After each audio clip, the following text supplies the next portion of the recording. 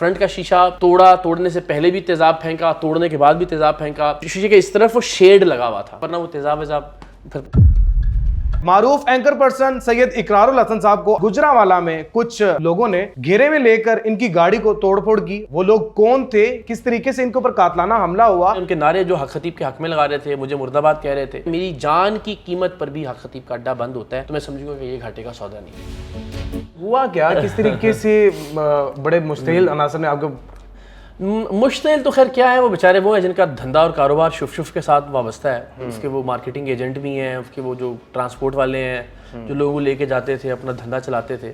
تو اب ظاہر ان سب کے معاشی مفادات پہ زد پڑی ہے تو وہ غنڈہ گردی پہ اترا ہے. اور ویسے ان کا کام ہی ایسا تھا، غنڈہ گردی. ہم گئے تھے گجرانوالہ، ایک نجی یونیورسٹی تھی، وہاں طلباء اور طالبات سے ملاقات کرنی تھی. اور چونکہ اناؤنسڈ تھا، پتہ تھا کہ ہم نے اتنے بجے اس جگہ پہ جانا ہے، تو یہ اس نے گنڈے اپنے وہاں سے بھی بھجوائے، اپنے اڈے سے بھی، اور لوکلی بھی جو اس کے مارکیٹنگ ایجنٹ تھے اور جو باقی ٹرانسپورٹ مافیا تھا. اچھا، یہ کیسے کہہ سکتے ہیں کہ انہی کے بندے تھے؟ دیکھیں، ایک تو یہ کہ ان سب کی شکلیں موجود ہیں. اب ان کو آئیڈینٹیفائی کیا جا سکتا ہے بہت آسانی سے. یونیورسٹی کے سی ٹی وی کیمروں میں بھی ہم بھی جتنے بھی لوگ گاڑی کے اندر بیٹھے ہوئے تھے، میں اور میرے علاوہ جو 2 لوگ تھے اور جو ڈرائیور تھے وہ تو گاڑی چلا رہے تھے، ہم نے وہ اسی وقت موبائل کیمراز آن کر لیے. تو ان میں وہ جو شیشے توڑ رہے ہیں، وہ جو تیزاب پھینک رہے ہیں، جو گاڑی پہ تیزاب پھینک رہے ہیں، جی اس کی ساری فوٹیجز موجود ہیں. ہم نے اس کی تفصیل بھی کی. وہ ہر چیز کیمروں کے اندر موجود ہے. یہ نہیں کہ جو میں صرف کہہ رہا ہوں آپ سے، ہر اس چیز کا ایویڈنس ویڈیو کی شکل میں موجود ہے. تو وہ ساری شکلیں موجود ہیں، سب معلوم ہے. ان کے نعرے جو حق خطیب کے حق میں لگا رہے تھے، مجھے مرد آباد کہہ رہے تھے.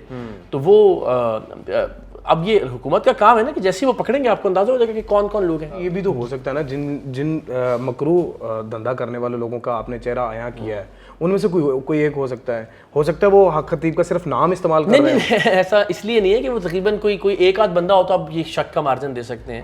وہ کوئی 2-3 درجن کے قریب لوگ تھے جو کہ خاص طور پر پلان کر کے وہاں آئے تھے. اور یہ پہلا موقع نہیں ہے. اس سے پہلے بھی وہ جو ان کا حال ہے، جو ان کا حلیہ ہے، جو ہم جب اس کے اڈے پر گئے تھے جس طرح سے وہ بدماشی کر رہے تھے، پھر ملتان میں اس نے لوگ بھیجنے کی کوشش کی، وہاں حملہ کروانے کی کوشش کی. تو یہ اس کا پیٹرن ہے اور یہ پہلی بار نہیں ہے. آپ دیکھیں نا، اس سے پہلے وہ مولانا مدنی بیچارے، وہ جو شریف آدمی ہیں، ناصر مدنی صاحب، ان پہ وہ تشدد کیا گیا. اچھا، وہاں پہ اگر آپ جو لوکل جہاں پہ اس کے اڈے ہیں وہاں کے لوگوں سے پوچھیں تو آپ کو پتہ چلے گا روزانہ کسی نہ کسی کو مار پڑتی ہے. یعنی ہوتا یہ ہے کہ بیچارہ جو 7 بار دم کے لیے گیا یا 12 بار دم کے لیے گیا، وہ جب جاتا ہے تپ جاتا ہے کہ حضرت 12 بار میں آیا ہوں، میرا بندہ ٹھیک نہیں ہوا، اتنے پیسے لے لیے آپ کے لوگوں نے لنگر کے نام پہ. وہ پھر مارتے ہیں آگے سے. اس کا یہ جو جتنا کاروبار ہے نا، یہ بنیاد ہی اس کاروبار کی خوف کے اوپر ہے، ڈر کے اوپر ہے.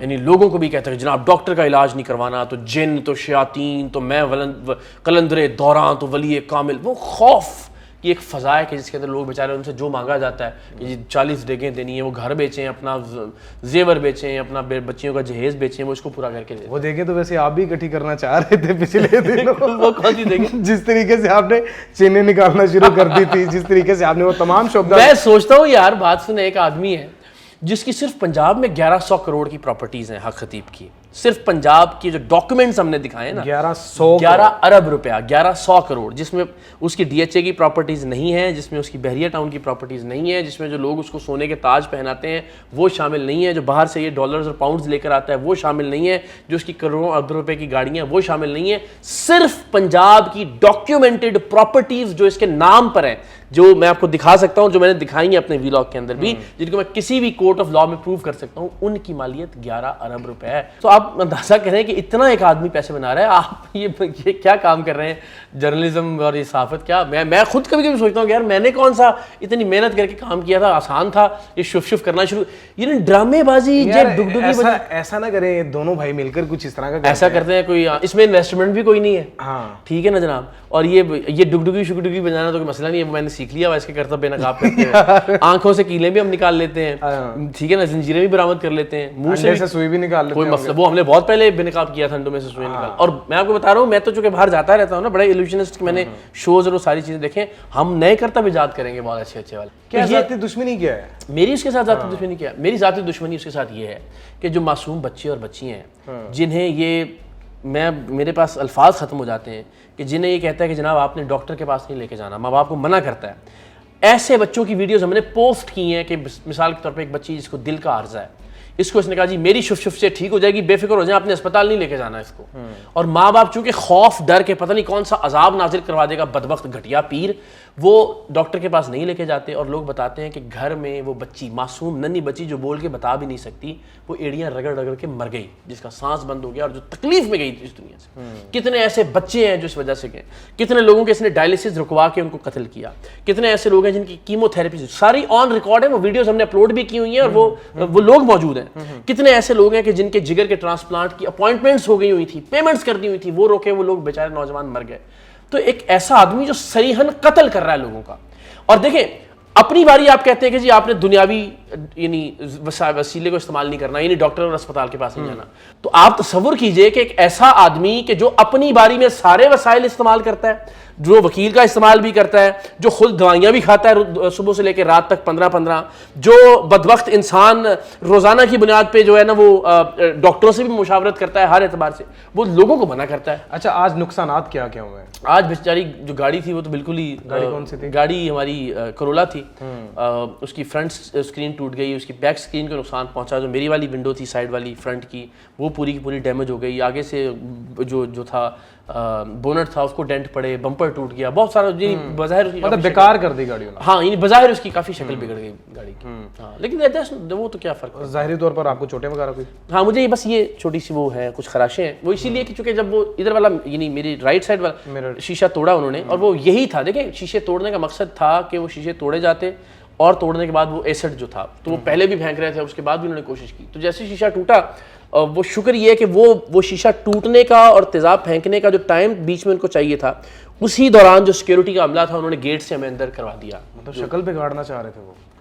آپ دیکھیں نا, اس سے گھٹیا حرکت کوئی اور ہو سکتی ہے کہ آپ اس قدر گر جائیں کسی سے اختلاف کے اندر کہ ایک آدمی کے اوپر آپ سمجھیں کہ بھائی تیزاب پھینک کے جو ہے نا یہ یعنی جان بھی جا سکتی ہے اور اس پہ, اور ساری زندگی کی معذوری بھی ہو سکتی ہے, آنکھیں جا. میری والدہ بھی یہ کہہ رہی تھی کہ کوئی چھینٹا کوئی آنکھ میں پڑ جاتا ہے, کوئی بھی ایسی چیز ہو جاتی ہے, لیکن وہ اللہ تعالیٰ کی ذات سب سے بڑی ہے. اس کے علاوہ کتنے لوگ گاڑی میں موجود تھے؟ میں یعنی ڈرائیور تھا, میں فرنٹ پہ تھا, ہمارے 2 ٹیم ممبرس تھے اور 1 کیمرہ مین تھا, تو یعنی 5 لوگ جو گاڑی میں کار میں بیٹھ سکتے ہیں. باقی سب سیف ہیں. اور جو کیمرہ مین تھا وہ آلریڈی اتر چکا تھا, یعنی کیونکہ ہم گیٹ پہ پہنچ گئے تھے تو ہم نے اس کو اتار دیا تھا سو دیٹ تم جا کے گاڑی کے آنے کے اور وہ سارا ویلکم کرنے کا وہ بنا سکو. ہاں تو وہ گاڑی سے باہر تھا جس وقت حملہ ہوا ہے, ہم 4 لوگ تھے گاڑی کے. اور یہ سارے جتنے بھی مناظر ہیں یہ کیمرے میں نہیں, وہ چونکہ نیا بچہ تھا بالکل وہ گھبرا گیا ظاہر ہے, تو وہ کیمرہ تو نہیں اس نے, اور ظاہر اتنے لوگ تھے مار پیٹ کر رہے ہیں, ہاہاکار کر رہے ہیں, تو اس نے کیمرہ نہیں آن کیا. لیکن ہم جو اندر بیٹھے ہوئے تھے, ہم ذرا چونکہ عادی ہو گئے مار وار کھانے کے, تو میں نے بھی اسی وقت کیمرہ آن کیا, جو پیچھے جو تھے ٹیم ممبرس انہوں نے بھی کیمرہ آن کر لیے. تو ساری چیزیں, ہر بندہ جو حملہ کر رہا تھا ان کے چہرے, ان کی سب چیزیں, خواتین کے سب ریکارڈ پہ بھی ہے, ہم نے پبلش بھی کیا ہے مختلف پلیٹ فارمس پر, اور پولیس کو بھی دیا ہے کہ جناب یہ لوگ ہیں, ان کو شناخت کریں. اچھا کچھ لوگ یہ بھی کہتے ہیں کہ آپ نے یہ ٹرینڈ سیٹ کیا ہے, یہ حق خطیب کو جو ہے وہ اوپن کر کے ایک ٹرینڈ سیٹ کیا ہے صرف ڈالرز کی آڑ میں, اور ایک بلاگ میں نے دیکھا بھی ہے جس میں آپ نے آئی تھنک 26 لاکھ روپے کا شاید بتایا تھا کہ یوٹیوب سے جو آئی تھی مجھے انکم وغیرہ. بالکل, تو وہ ذرا کلیئر کیجئے گا کہ وہ 26 لاکھ کہاں لگا چکے ہیں ابھی تک. دیکھیں پہلی بات تو یہ کہ مجھے حیرت ہی ہوتی ہے, ہر کوئی اپنے چھوٹے ذہن کے مطابق بات کرتا ہے. میں نے آج سے 4 سال پہلے ایک ویڈیو پوسٹ کی تھی, شاید وہ کہیں اب بھی موجود ہوگی. اس میں نے بتایا تھا, اپنے ڈاکومنٹس دکھائے تھے, اس وقت میں نے اپنے ایسٹس دکھائے تھے, اور میں نے کہا جی میں پہلا جرنلسٹ ہوں جو یہ روایت ڈال رہا ہے, اور مجھے امید ہے کہ باقی لوگ بھی آگے بڑھیں اور بتائیں کہ ان کے پاس کیا کیا. تو اس 4 سال پہلے جو میں ٹیکس اینول ٹیکس دے رہا تھا وہ تقریباً 1.5-2 کروڑ روپے تھا, جو ڈائریکٹ انکم ٹیکس تھا. باقی ٹیکسز اس کے علاوہ تھے, ٹھیک, یعنی جن کی کل ملا لیں تو آپ 2.5 کروڑ روپیہ پر ایئر. تو میں جو 2.5 کروڑ روپیہ سال کا ٹیکس دے رہا ہوں وہ یہ حق خطیب کے 26 لاکھ روپے کے لیے تو بیٹھا ہوا تھا بس, اور تو مجھے کچھ تھا نہیں اس کا مطلب. تو اب کئی لوگوں کے دماغ میں یہ بیٹھا ہوا کہ یار یہ 26 لاکھ بتا تو دیا, اب لگائے گا کہاں پہ. نہیں ہم نے دے دیے تھے, وہ تو اسی وقت ہم نے غزہ متاثرین کے لیے الخدمت فاؤنڈیشن کو وہ ہم نے عطیہ کر دیا تھا, وہ تو میں نے اعلان کیا تھا فلسطین کے لیے دینے کا, تو وہ ہم نے اسی لمحے دے دیے تھے. اینڈ دین پھر جو پاکستان جو تھے ہمارے جو فیس بک کی ارننگ تھی وہ میں نے کہا تھا کہ ہم پاکستان کی 4 ڈفرینٹ این جی اوز کو کوشش کریں گے کہ وہ ان میں ہم تقسیم کر دیں, تو وہ بھی الحمدللہ ہم نے کر دیا. اچھا آپ کو پتہ بھی ہے کہ میں تھوڑا سا انسیکیور ہوں اس معاملے کے بعد خصوصی طور پر, تو اس کے باوجود یہ سارے دورے شورے یہ وہ ادھر ادھر آنا جانا یہ کیوں نہیں؟ میری دیکھیں نا, میں ہمیشہ لوگوں کے بارے میں نا خوش گمان رہتا ہوں. میرا نہیں خیال تھا کہ یہ اتنا ہی کوئی بے وقوف گھٹیا آدمی ہے حق خطیب کہ یار اب اتنی کھلی بدماشی کرنا شروع کر دیں گے, یعنی اتنی آپ کوئی وہ کہتے ہیں نا اتار کے شرم آپ اپنے ہاتھ میں پکڑ لیا آپ نے کہ جناب غنڈہ گردی پر اترائیں گے. تو میرا خیال تھا کہ یار شاید تھوڑا سا کوئی عقل مند ہوگا اس کے ارد گرد, خود تو نہیں ہے لیکن شاید کوئی مشورہ دینے والا یہ عقل مند ہوگا. تو میرا تو خیال تھا کہ شاید ایسی نوبت نہیں آئے گی. میں بات سے بات کر رہا ہوں, دلیل سے بات کر رہا ہوں, گفتگو کر رہا ہوں, آپ اس کا جواب دیں, آپ کو بھی پورا حق ہے. لیکن یہ تو نہیں کہ آپ کسی کی جان لینے پر ہو, جان لینے پر بھی اتنے گھٹیا طریقے سے کہ تیزاب گردی اور اس طرح کی چیزوں کا آپ استعمال کرنا شروع کر دیں. اب بھی اگر حکومت یا ریاست قانونی کارروائی نہیں کرتی ان غنڈوں کے خلاف جن کی شکلیں موجود ہیں, جن کے چہرے موجود ہیں, جن کے حملے کرنے کی ویڈیوز موجود ہیں, جن کے تیزاب پھینکنے کی ویڈیوز موجود ہیں, فورنزک ہو جائے گا, ٹیسٹ ہو کے یہ ساری ویڈیوز آپ کے پاس بھی ہیں نا؟ ہمارے پاس موجود ہیں جی ہاں. CCTVs وہاں سے نکلوائی جا سکتی ہیں, وہ بھی I'm sure. اگر اس کے باوجود بھی وہ یعنی اگر ریاست اور حکومت چاہتی ہی ہے کہ پھر میں مر جاؤں تو ٹھیک ہے, لیکن میں نے تو پہلے دن سے کہا ہے کہ اگر میری جان کی قیمت پر بھی حق خطیب کا اڈا بند ہوتا ہے تو میں سمجھوں گا کہ یہ گھاٹے کا سودا نہیں ہے. آپ کے کچھ چاہنے والے بہت زیادہ پریشان تھے, باقاعدہ مجھے کالز آئیں, باقاعدہ مجھے میسیجز آئے, یار آپ لازمی جائیں اقرار بھائی کے بارے میں, لازمی ہمیں تھوڑا نہیں. اللہ نے بڑی مہربانی کی. دیکھیں انہوں نے کوئی کسر نہیں چھوڑی تھی.